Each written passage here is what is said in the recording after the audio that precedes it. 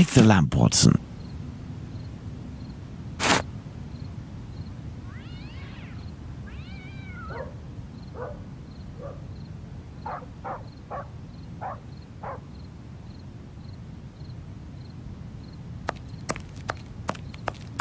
This is Mitre Street, from where Watkins, the constable who found the body, came. I have no reason to go that way.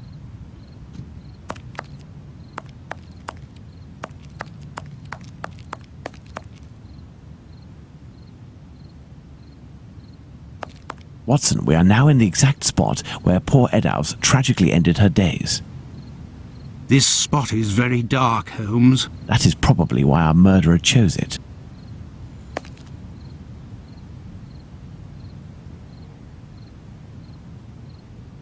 The head is turned towards the left. The murderer must have been on the right side of his victim.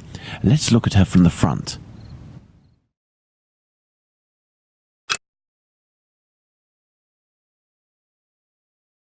There is but one wound, Watson. It goes from the left side and descends in a slight oblique towards the right side.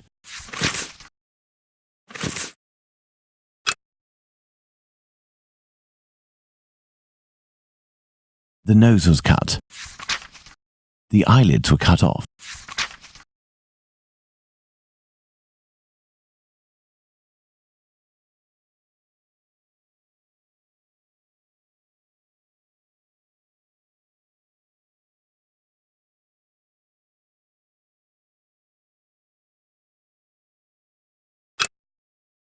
The cheeks were slashed to make them thinner.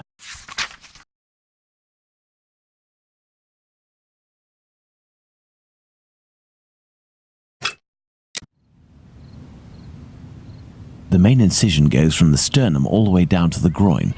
The murderer opened this abdomen as if it were an animal carcass. A kidney was removed. The uterus was removed. These intestines were pulled out altogether to grant access to the abdomen.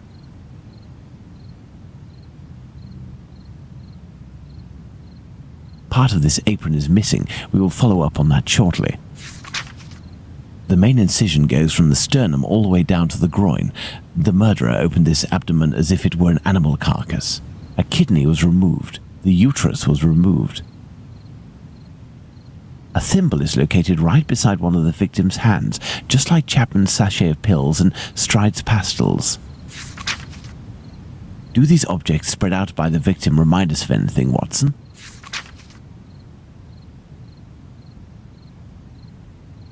The inside of the thighs is clean. Once again, there were no sexual relations between the victim and her murderer.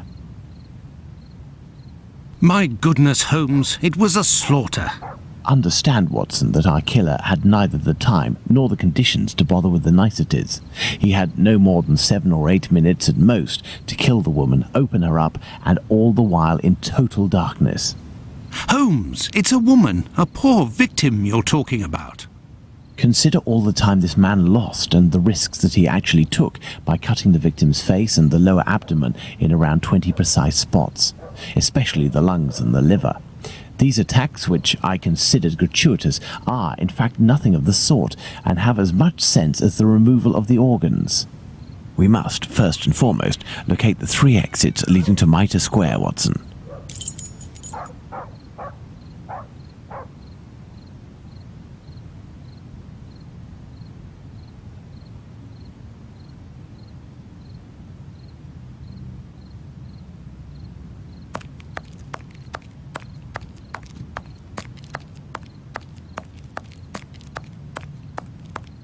Church Passage. It must be opposite the Imperial Club at 16 to 17 Duke Street. Let's go to the end of this lane, Watson.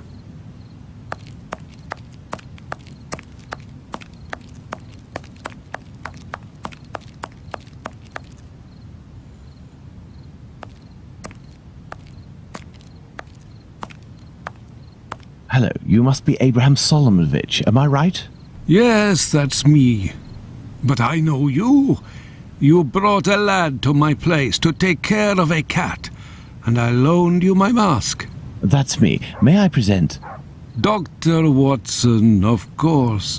Delighted. And you? I have known for a few days that you are a detective by the name of Sherlock Holmes. Is that so? You don't miss a thing, do you? It was the children who gave me away. Am I right? They didn't want to, but I gained their confidence by offering them a small comb and half a cake. They made a good deal out of it, so I don't blame them. However, I must request, as a personal favour, that you do not reveal my identity. You have my word. Curiosity is just killing me, as you may have guessed. Would it be breaking an oath to confide in me the nature of the investigation that you are leading?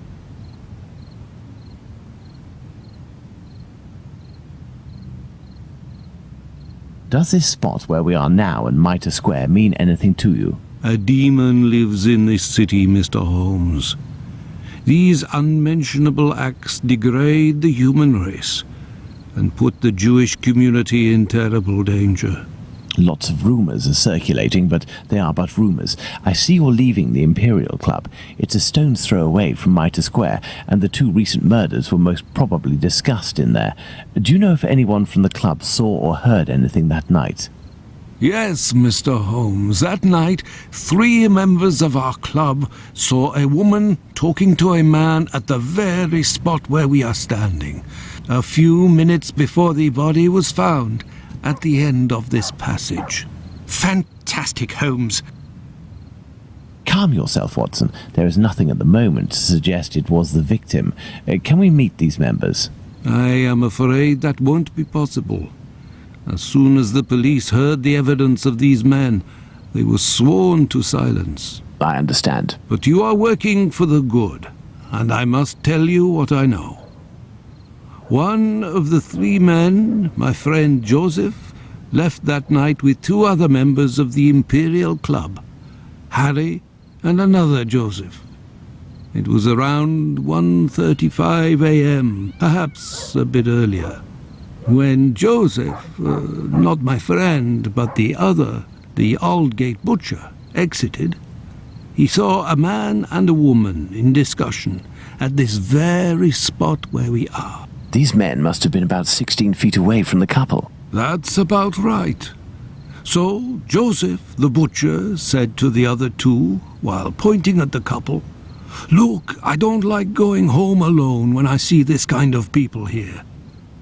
My friend Joseph looked at them without noticing anything strange and didn't understand what he meant. They had the look of 2 rather unkempt people, but no more than that.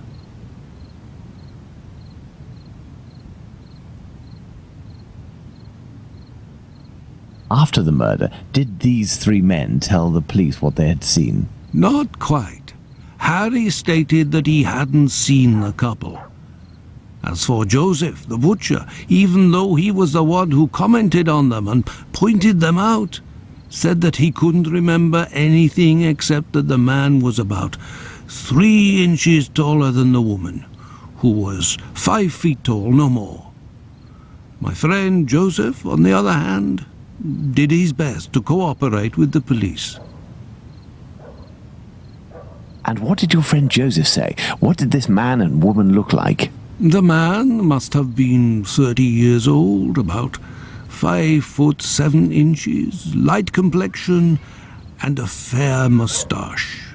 He wore a loose, dark jacket, a grey cap, and a red scarf around his neck. But he said that he only saw him for a brief instant, and it would be impossible to recognize him. And the woman? He only saw her from behind. She had her hand on the man's stomach and seemed to be pushing him. He said that he remembered that she was small, was wearing a black jacket and a black bonnet. After his testimony, the police took him to see the clothing of the deceased, and Joseph said that they looked identical to those of the woman he had seen. Like I already said, he only glanced at the 2, as he was headed with the others in the direction of Aldgate. One final question. The Imperial Club is a Jewish club, isn't that correct? Indeed. Thank you for your help, Mr. Solomonovich. Bah, it was nothing.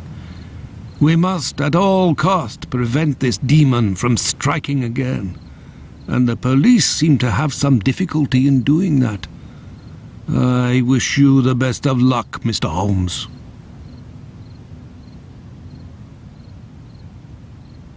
Closed.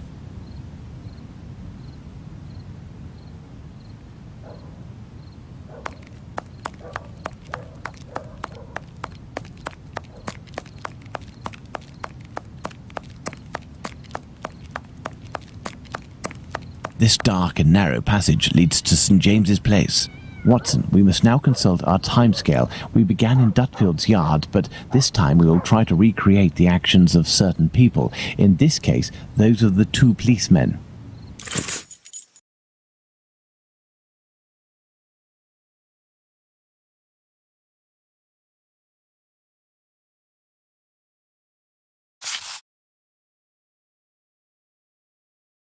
"1:30 a.m. P.C. Watkins didn't see the corpse while on his rounds."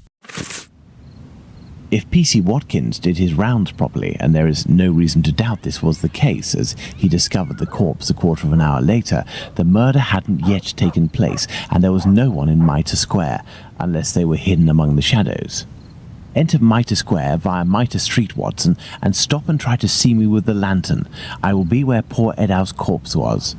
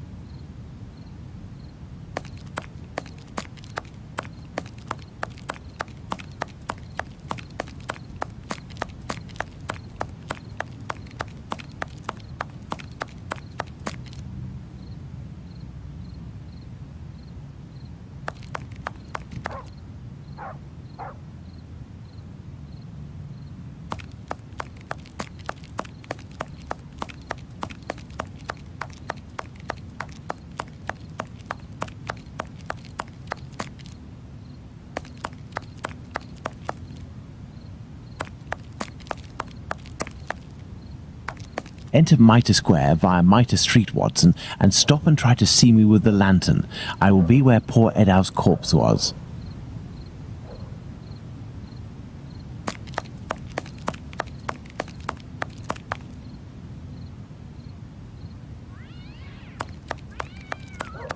I see you, Holmes.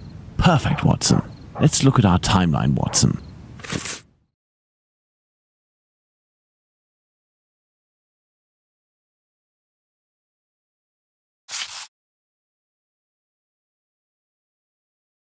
Very good, Watson. Thus we can categorically state that the murder had not yet occurred at 1:30.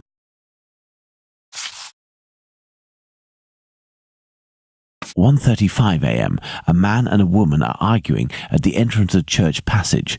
The man came from Aldgate.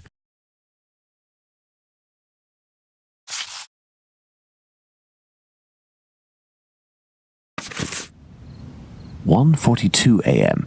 P.C. Harvey arrives in Mitre Square. It should be noted, Watson, that the constable didn't enter Mitre Square. He could not have seen the corpse lying on the ground. But would he have been able to see a man sitting or standing? Go to the Church Passage entrance, then come back and try to see me while holding your lantern. I will stay at the spot where the victim was discovered.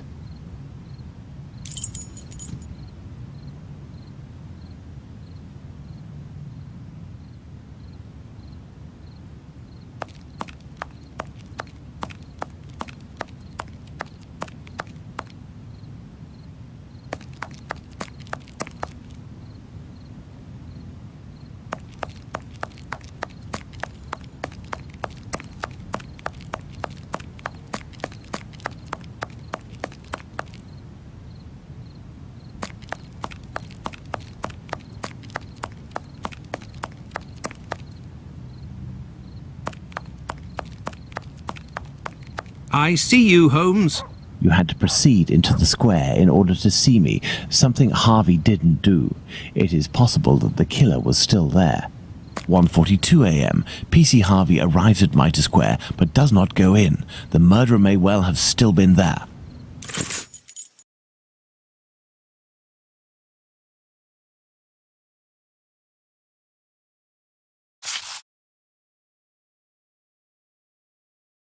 1:44 a.m. The body is discovered. Let's put the murder of poor Eddowes on the timeline, Watson.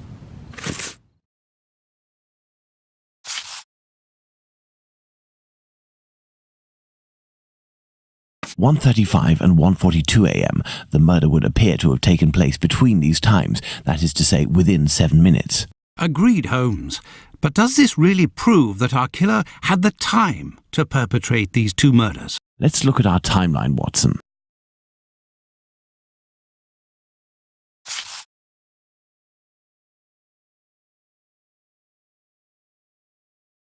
There, Watson, we are now certain that the murderer really had the time to commit these two murders. Incredible! Let's look at our deduction board, Watson.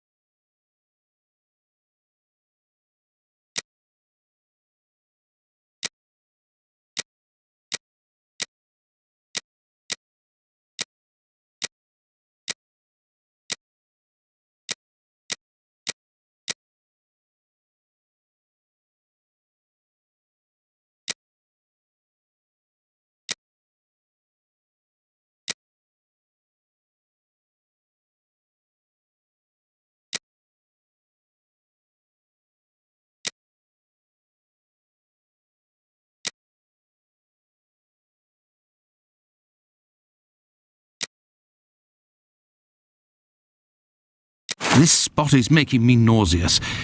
Can we not head back, Holmes? We certainly can't, Watson. We have one final point to address. Do you remember the piece of white apron that was missing just now?